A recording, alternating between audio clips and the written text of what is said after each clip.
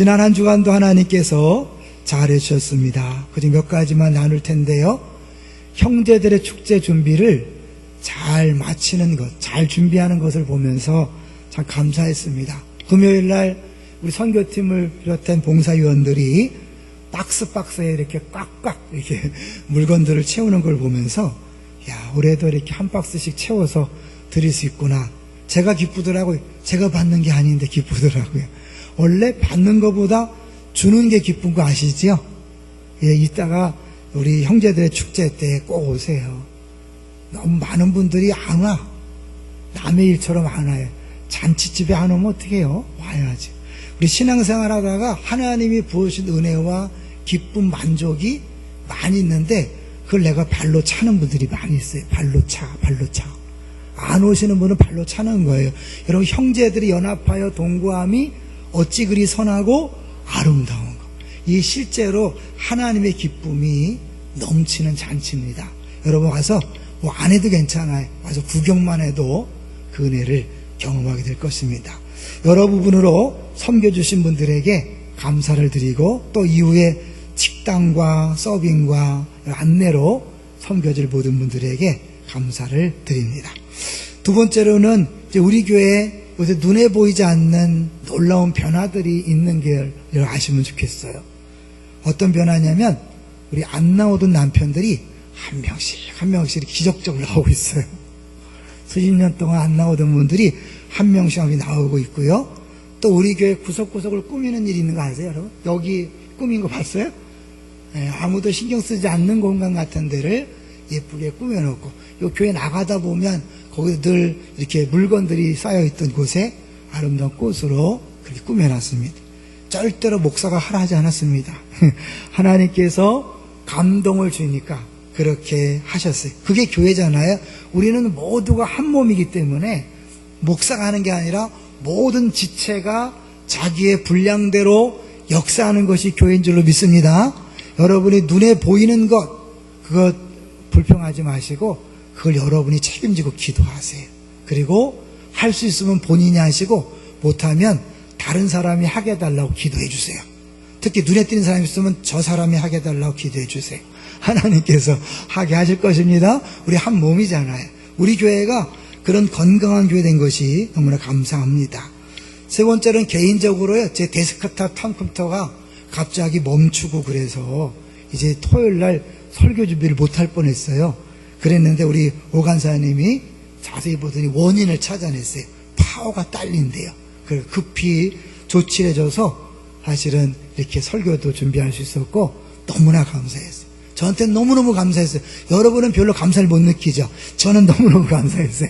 너무나 위기의식을 느꼈기 때문에 너무너무 감사했어요. 주님이 하셨습니다. 자, 이제 오늘 제목을 한번 볼까요? 오늘 제목이 뭡니까? 끊을 수 없는 하나님의 사랑. 오늘 굉장히 중요한 설교를 하게 될 것입니다. 여러분, 신앙생활에서 가장 중요한 게 뭘까요? 가장 중요한 것. 여러분 뭐라고 생각하세요?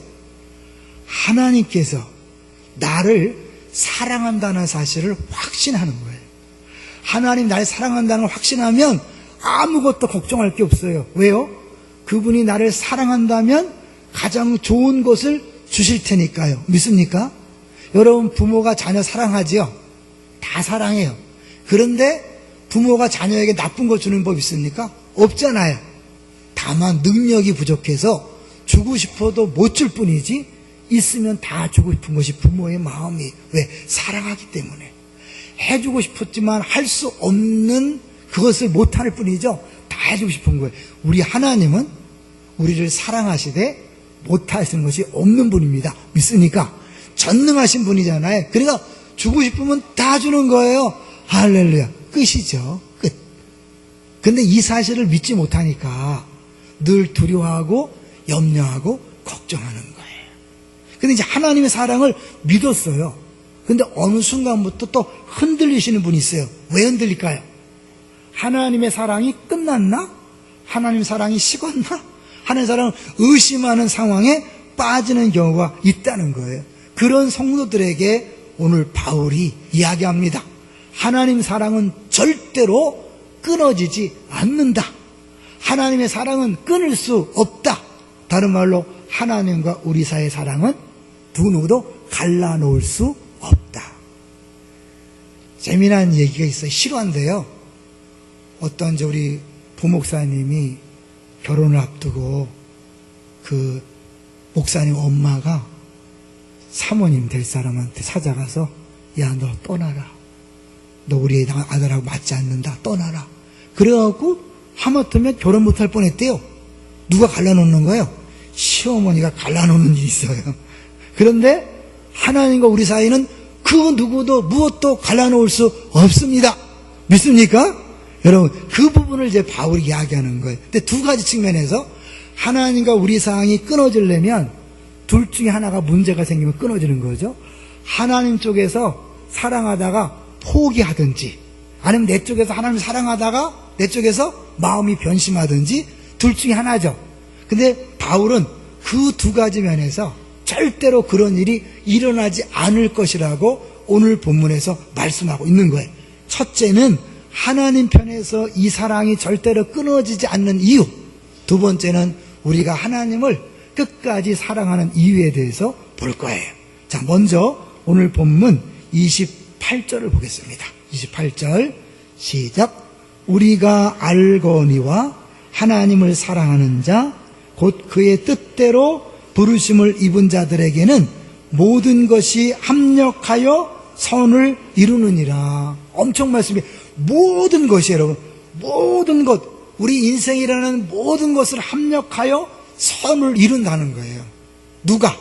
하나님이 그렇게 하신다는 거죠. 자, 이제 모든 것이 합력하여 선을 이루는 것이 무엇인지를 보여주는 그림이 있죠. 구약에 모든 것이 합력하여 선을 이루는 것을 보여주는 대표적인 모델이 있어요. 누굽니까? 요셉이죠. 요셉 기억나세요? 요셉이 자기를 팔아먹은 형제들에게 이렇게 말합니다. 창세기 50장 1절에 보니까 당신들은 나를 해하려 하였으나 하나님은 그것을 선으로 바꾸사. 사람들이 악한 방법으로 나에게 대했을지라도 하나님이 그것을 바꿔서 선으로 만든다는 거예요. 그러면 이 요셉에게서의 선은 뭐였어요? 하나님의 계획인 애굽의 총리가 되는 거였어요. 자, 그러면 오늘날 여기 우리에게 말하는 이 로마서에서 말하는 선은 뭘까요? 똑같이 총리 되는 걸까요? 아니에요. 그 선은 다른 선이에요. 어떤 걸까요? 그것이 29절 30절에 나와 있어요. 합력하여 선을 이룬다 할 때 그 선이란 뭔가? 29절을 읽어봅니다. 시작. 하나님이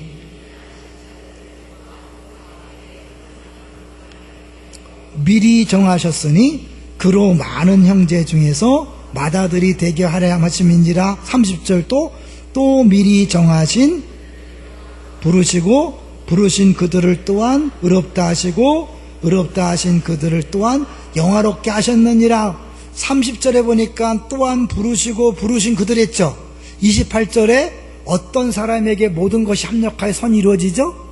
부르심을 입은 자들. 그러니까 결국 28절과 30절은 다 연결된 거예요. 자, 선이란 게 뭐냐면 29절에 하나님이 미리 하신 자들을 또한 그 아들의 형상을 본받게 하기 위하여. 뭘 위하여? 아들의 형상을 본받게 하려고 우리들 어떻게 해요? 미리 아시고 미리 정하시고 부르시고 의롭다 하시고 영화롭게 했다는 거예요. 여기서요, 이제 그 하나님 말씀하신 선은 한마디로 말하면 뭐예요?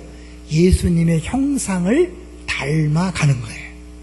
우리가 예수 믿는 순간 하나님의 자녀가 됐으니까 예수님이 큰형님이 되시고 우리들은 동생이 되는 거예요. 신분상으로. 근데 신분만 예수님이 우리의 큰형이 되는 게 아니라 실제로 우리의 모습도 큰형을 닮아서 예수님처럼 변화되기를 주님께서 원하신다는 거예요. 그걸 위하여 하나님이 모든 것을 다 사용하신다는 말씀인 거예요. 그런데 하나님이 이렇게 하시다가 혹시 우리가 약하잖아요. 신앙생활 제대로 못하잖아요. 교회도 막 떠나잖아요. 그러면 하나님 혹시 포기하지 않으실까요? 하나님께서 은혜를 주시고 사랑해 주시는데 떠날 때가 있잖아요. 방황할 때가 있잖아요. 그럼 하나님 혹시 포기하지 않으실까요? 아니라는 걸 보여주는 거예요. 거기에 뭐 미리라는 단어를 주목하세요. 여기 미리 나왔죠. 자, 먼저 29절에 다시 보시면 제가 읽을게요. 하나님이 미리 아신 자들을, 미리 안다는 게 뭘까요? 우린 보통 이 말씀을 통해서 예정론에 대해서 많이 얘기하지만 예정론보다도 더 중요한 게 뭐냐면 이 아신다는 단어예요. 아신다는 것은 부부가 서로 안다 할 때 쓰는 정어예요. 언제 쓰는지 알겠죠? 부부가 서로 아는 건 친밀한 사랑을 얘기하는 거예요. 그러니까 하나님 우리를 아신다는 것은 우리를 사랑하신다. 근데 미리 아시니까, 미리 사랑한다는 건 뭐예요? 내가 어떻게 말하고 행동하고 우리의 쉽게 해서 하는 행동을 보고 사랑할지 말지를 결정하는 게 아니라 우리들이 이 땅에 태어나기도 전에 태초에 하나님 우리를 사랑하기로 결정한 거예요. 그러니까 우리에게 조건이 있어요? 없어요? 없죠. 우리가 어떻게 해서 그 조건 때문에 사랑하는 것이 아니라 무조건이야 그런 거 있잖아요. 그 노래 모르나요? 무조건이야. 하나님 우리 사랑할 때 조건이 없이 무조건적으로 하나님이 일방적으로 선택해서 내가 너를 사랑하기로 했어. 그리고 우리를 사랑하는 거예요. 정해놓은 거예요. 그러니까 우리가 살아가면서 혹시 잘못할지라도 그 잘못 때문에 사랑을 포기하실까요? 안 하실까요? 안 한다는 거죠. 그 얘기를 하는 거예요.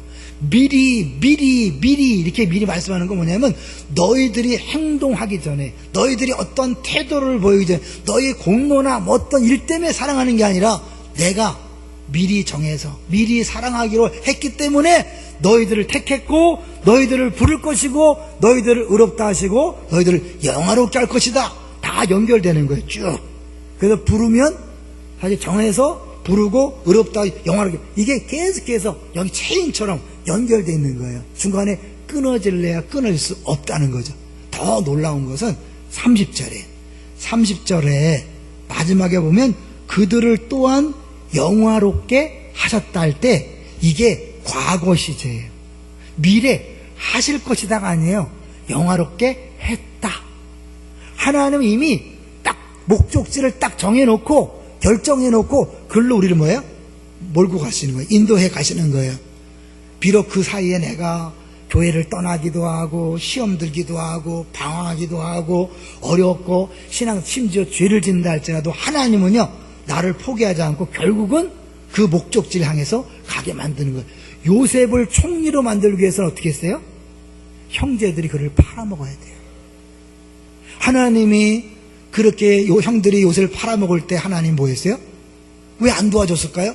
우리 입장에서 왜 안 도와줄까요? 하나님은 그 자리에 함께 있었던, 구덩이에 살려달라 할 때 거기 함께 있었어요. 팔려갈 때 하나님이 함께 했어요. 보디발 집에 있을 때 함께 했어요. 그죠? 근데 함께 했는데 왜 감옥에 들어가요? 왜 누명을 쓰고 감옥에 들어가요? 하나님이 함께 하지 않은 걸까요? 아니요. 요셉은 감옥에 들어가야만 총리가 될 수 있는 수업을 하는 거예요. 그러니까 우리는 모르지만 하나님은 그 목적을 향해서 우리를 어떻게 몰고 인도하는데 때로는 우리가 잘못해도 그 잘못한 걸 바꿔서, 우리가 죄를 지어도 그 죄를 바꿔서 하나님은 결국 그 목적까지 간다는 거예요. 믿으니까. 우리 그걸 보여주는 게 십자가잖아요. 아브라함의 언약을 맺었지만 죄를 져 떠났는데 하나님은 포기하지 않고 어떻게 했어요? 자기 아들을 십자가에 못 박혀 죽게 하심으로 우리의 죄의 문제를 해결하고 결국 약속을 지키시는 분이거든요. 이 하나님의 신실하심 때문에 하나님과 우리의 사랑은 끊어질 수 없습니다. 할렐루야. 그러니까 흔들지 말라는 거예요. 저는요, 제가 이걸 제 말과 주보에 문제 난 것처럼 저에게 한번 적용해 봤어요.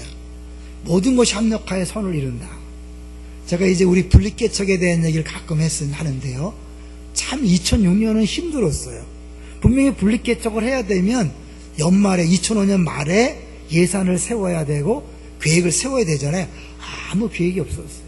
2006년 시작돼도 아무 일이 없었어요. 7월 달까지 아무런 일이 없었어요.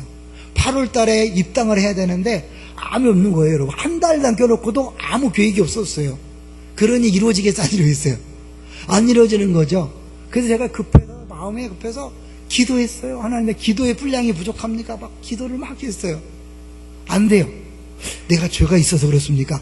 막 생각나는 죄를 다 회개했어요. 그래도 안 돼요.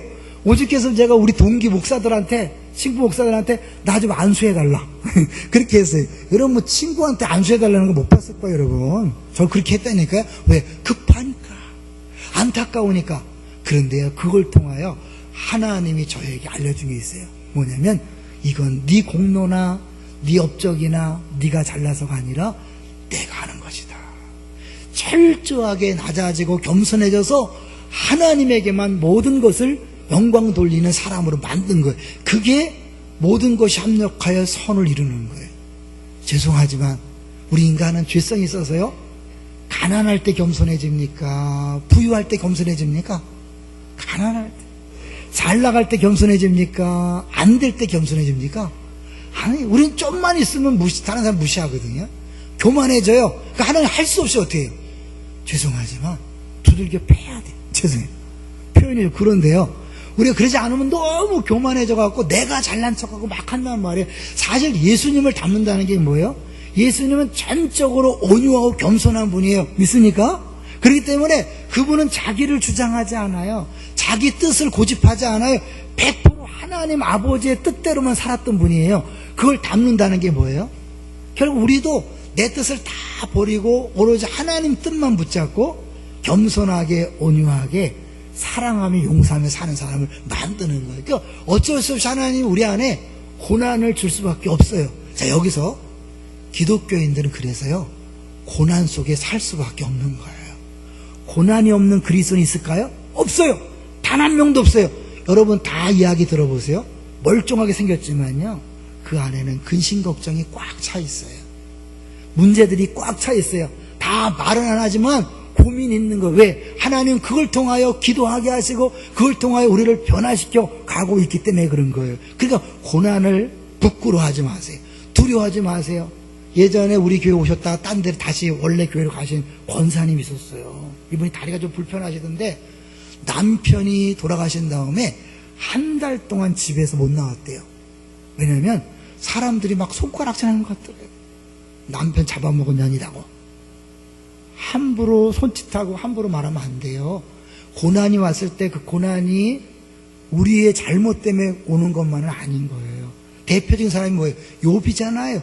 욥이 잘못해서 고난받은 게 아니에요. 근데 친구들이 잘못 해석을 한 거예요. 나도 잘못 해석은 문제지만 다른 사람도 잘못 해석하면 안 돼요. 그래서 여러분이 모든 고난이 올 때 1차적으로 해석할 때 틀을 갖대. 무슨 틀이냐면 하나님이 나를 사랑한다는 틀을 가지고 보는 거예요. 그럼 어떻게 해요? 사랑하시는 분이 줬다면 이유가 있을 것이다. 나쁜 것은 절대로 주지 않는다. 이런 믿음으로 바라볼 때 낙심이나 좌절이 안 되는 거예요. 그래서 결국 오늘 본문은 고난에 대한 거예요. 이 로마서가 쓰여진 다음에 10년이 안 돼서 로마의 네로가 어마어마한 박해를 했습니다. 사도 바울은 사실 그들이 박해를 당하기 전에 또 지금 온 세계에서 박해를 받고 있는 많은 사람들에게 위로와 격려와 용기를 주기 위해서 이 말씀을 주신 것입니다. 그렇기 때문에 여러분 오늘 내게 있는 고난 때문에 낙심하고 좌절하지 마세요. 하나님이 살아계시다며, 하나님이 사랑한다며 왜 나에게 고난이 왔냐? 네, 사랑하시기 때문에, 살아계시기 때문에 여러분을 멋진 예수 믿는 사람으로 만들기 위해서 한다는 사실을 기억하고 고난 때문에 사랑하냐 마냐를 판단하지 마시기를 바랍니다. 그래서 이제 하나님은 절대로 사랑을 포기하지 않는다. 첫 번째. 두 번째, 우리 입장에서 사랑이 끊어지지 않는 두 번째 이유를 볼 거예요. 자, 그것은 37절이에요. 37절을 볼까요? 37절 시작. 그러나 이 모든 일에 우리를 사랑하시는 이로 말미암아 우리가 넉넉히 이기느니라. 그래서 이 모든 일이란 뭘까요? 이 모든 일. 자, 35절부터 볼까요? 35절 시작. 누가 우리를 그리스도의 사랑에서 끊으리요? 환난이나 곤고나 박해나 기근이나 적신이나 위험이나 칼이라. 이 모든 것들은 우리에게 뭐예요? 야, 너 예수 믿을래? 죽을래? 그래서 사실은 가난하기 때문에 교회를 떠나는 사람이 있어요. 사람들이 불이익을 준다 그러니까 교회를 떠나는 사람들이 있어요. 그러나 어떤 사람은 총칼이 목에 들어와도 안 떠나잖아요. 우리 지난주 봤던 것처럼 영광에서 3살짜리 15살짜리 아이들도 그 총 앞에서도 두려워하지 않고 죽음 앞에 두려워하지 않고 예수를 부인하지 않았어요. 지금 북한에 있는 지하교인들, 그들은 예수 믿는 것 때문에 죽을 위험이 있지만 포기하지 않아요. 오히려 그들 어떻게 해요? 복음을 더 전해서 지하교인은 어마어마한 많은 수가 예수를 믿고 있어요. 그런가 하면요, 이집트 아시죠? 이집트의 콥틱 교회라는 걸 들어보셨을 거예요. 이집트는 모슬렘 국가예요. 90%가 모슬렘이에요. 10%가 기독교인인데 그 모슬렘 국가에서 1000년 넘게 믿음을 지켜와요. 엄청난 핍박이 있어요. 아시잖아요, 여러분. 기독교인들이 후딱하면 막 이슬람교들한테 죽는 거 봤잖아요. 이분들이 이집트 정부가 노골적으로 핍박하는데요. 이 기독교에서 이슬람교로 개종하는 건 돼요. 기독교에서 되는지만 이슬람교에서 기독교 개종하는 건 절대 불가해요. 그리고 기독교인들은 정부 관리나 고위직 공무원을 할 수 없어요. 완전히 불이익을 주는 거예요. 그럼에도 불구하고 계속 예수를 믿으니까 나중에는 이집트가 어떻게 했냐면 이 기독교인들을 니네 예수 믿으려면 저 쓰레기 마을로 가라. 그래갖고 그 이집트의 쓰레기를 처리하는 하치장에 이 기독교인들을 다 몰아넣은 거예요. 너희들 예수 믿으면 절대 나오면 안 된다. 태어났을 때부터 죽을 때까지 쓰레기 냄새를 맡으면서 그렇게 어쩌면 인간답지 않은 생활을 하는데 그들이 신앙을 포기하지 않아요. 어떻게, 무슨 힘으로 포기하지 않을까요?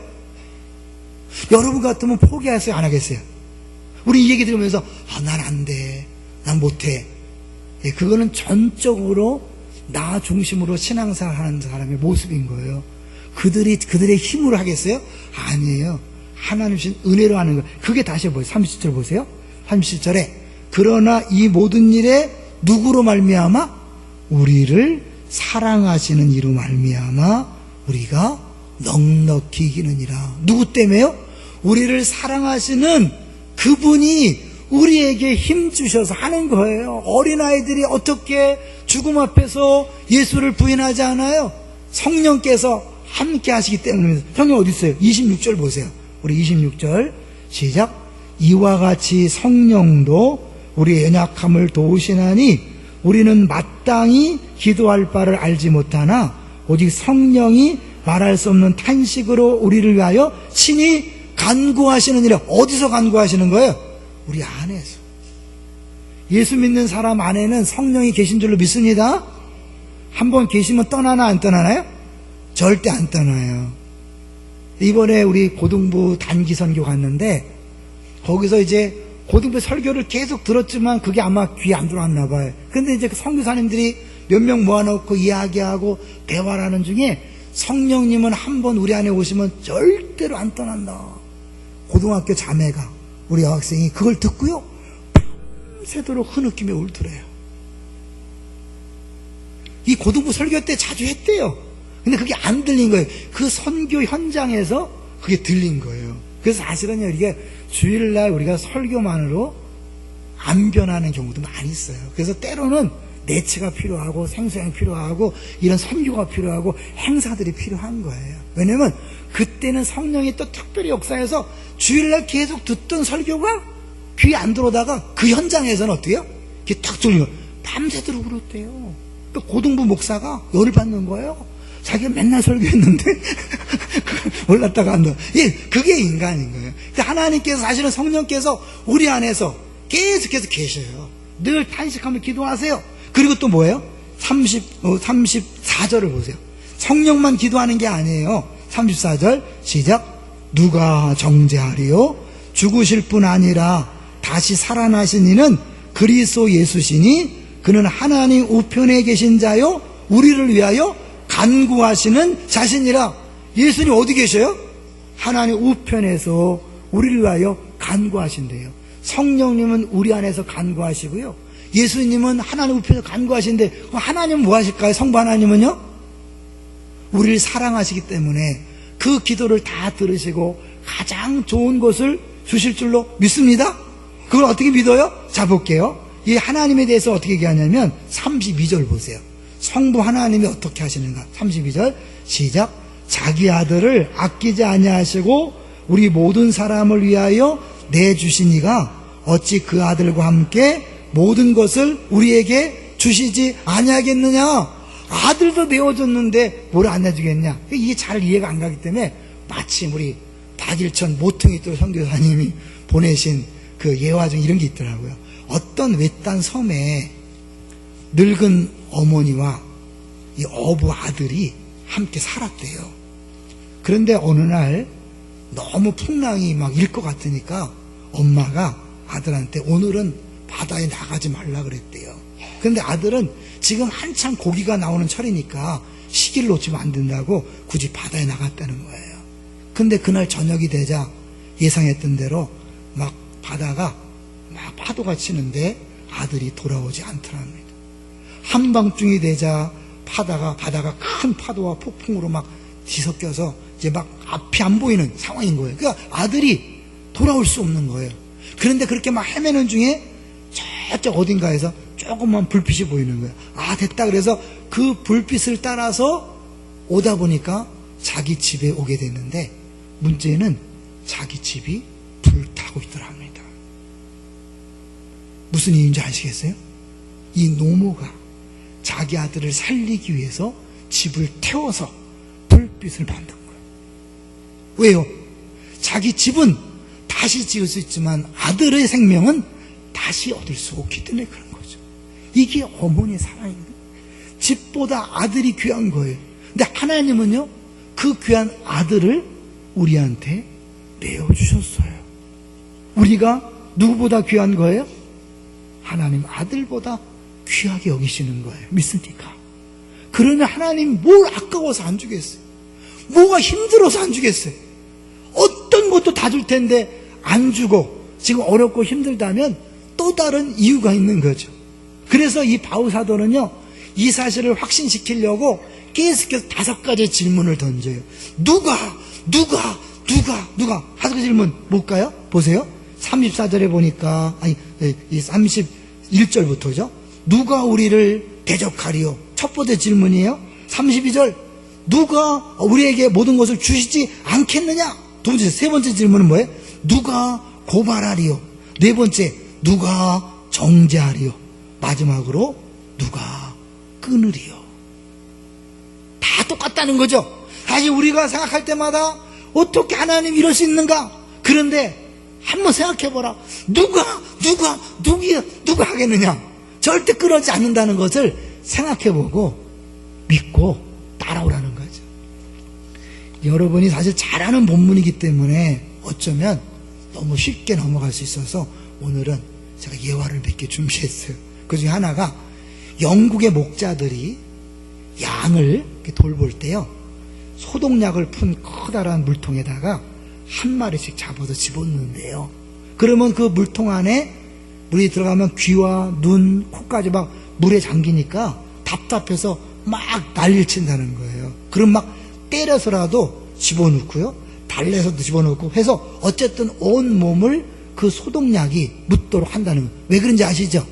이 양에게는요, 이 코 같은 데다가 이 벌레가, 파리 같은 것들이 알을 까요. 그래서 그것 때문에 위험하거든요. 그러니까 이 질병이나 기생충으로부터 보호하기 위해서 양들에게 어쩔 수 없이 해야 하는 조치예요. 근데 양들은 모르니까, 그 목자가 왜 그런지 모르니까 그냥 난리치고 힘들어하는 거예요. 근데 그 모습을 보던 크리스천 작가가 이런 생각을 했대요.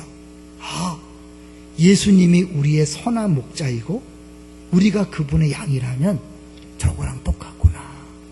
하나님은 목자로서 우리에게 가장 필요한 것을 주시지만 우리는 당장 힘들고 어렵다는 것 때문에 왜 난리치고 하나님 이럴 수 있습니까? 라고 불평한 엄마하고 낙심하는 우리의 모습을 봤다는 거예요. 그럼 자기 생각해보니까 자기가 가엾은 양처럼 그렇게 하나님이 자기한테 좀 너무 막대하는 것처럼 느껴지는 그 양을 소독약 속에 집어넣는 것 같은 그런 일들이 생각났다는 거예요.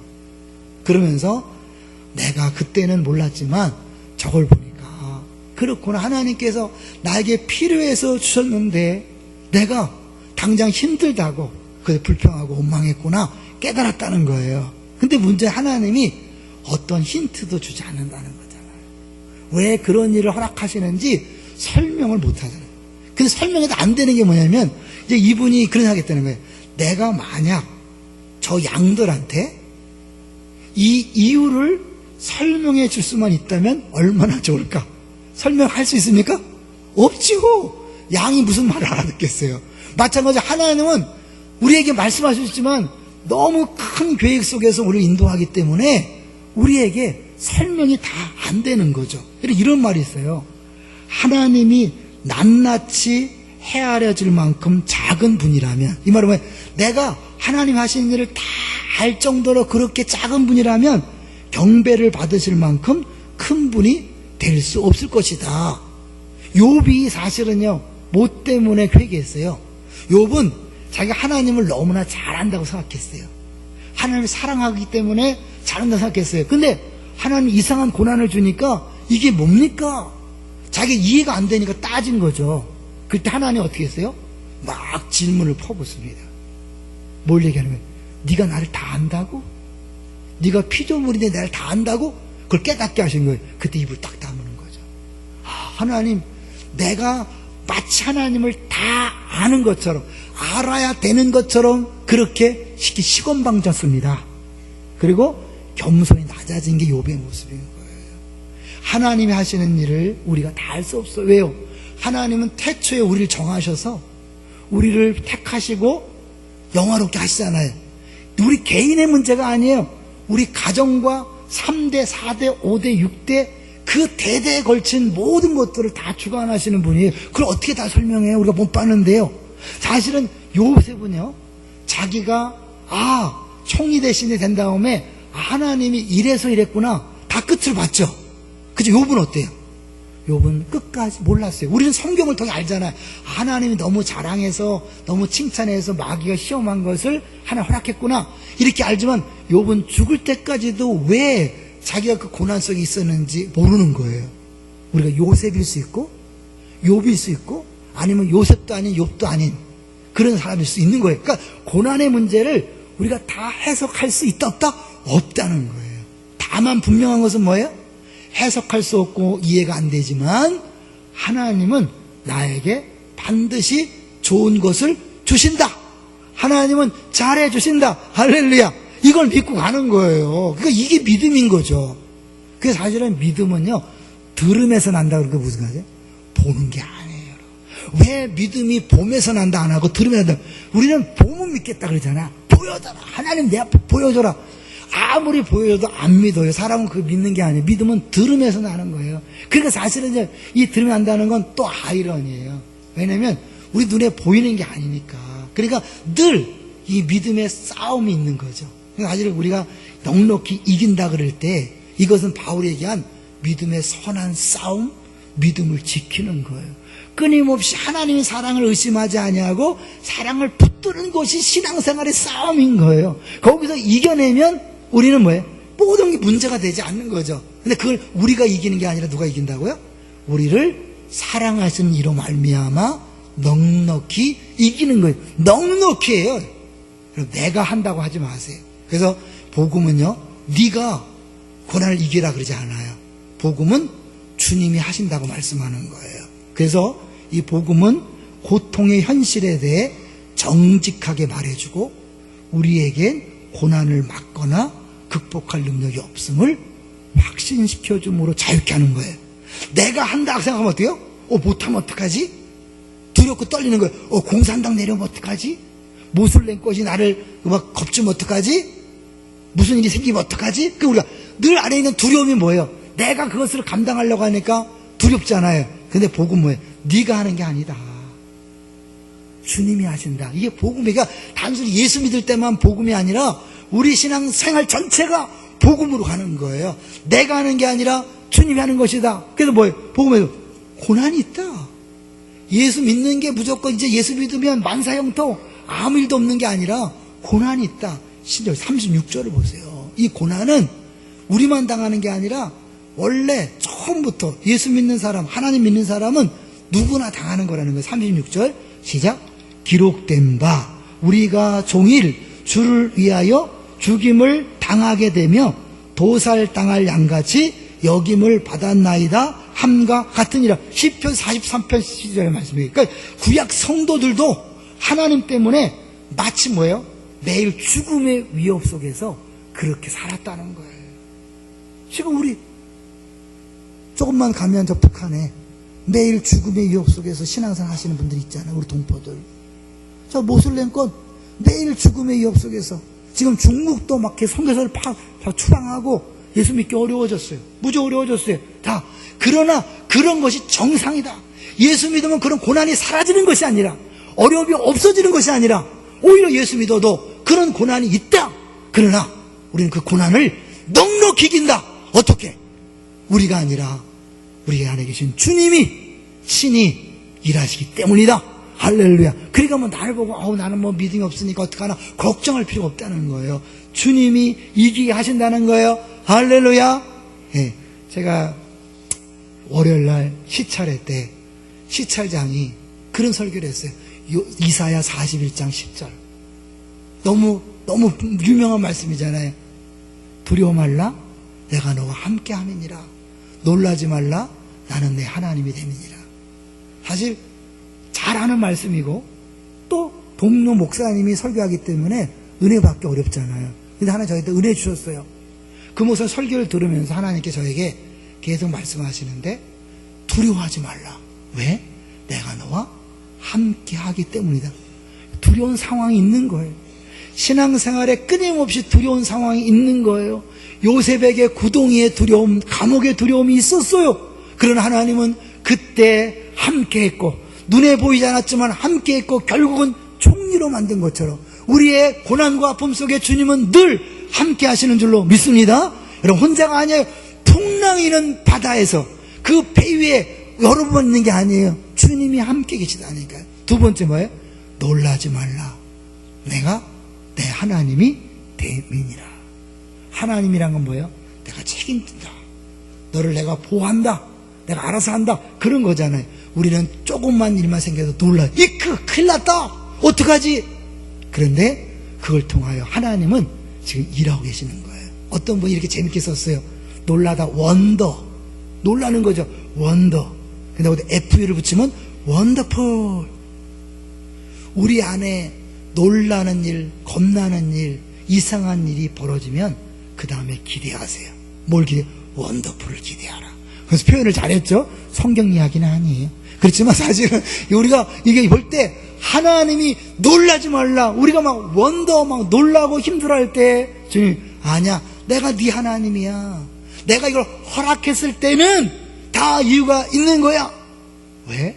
모든 것이 합력하여 선을 이루게 하시는 분이니 모든 것에 집중하세요.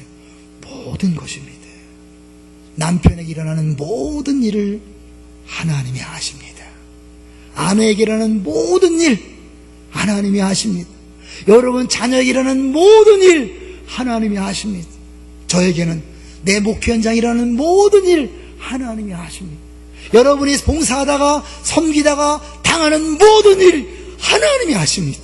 하나님이 허락하셨다면, 사랑하신 하나님이 주셨다면 가장 좋은 것이고 가장 필요한 것인 줄로 믿습니다. 이게 믿음인 거예요. 놀라지 마세요. 두려워하지 마세요. 염려하지 마세요. 낙심하지 마세요. 하나님이 우리를 사랑하시는데 그 사랑은 영원히 끊어지지 않는 완벽한 사랑이요, 무한한 사랑입니다. 할렐루야. 그 사랑으로 나를 대해주시는 그 하나님을 바라보면서 내게 닥친 모든 고난을 하나씩 하나씩 믿음으로 감당하며 한 걸음 한 걸음씩 걸어가시기를 주의 이름으로 축원합니다.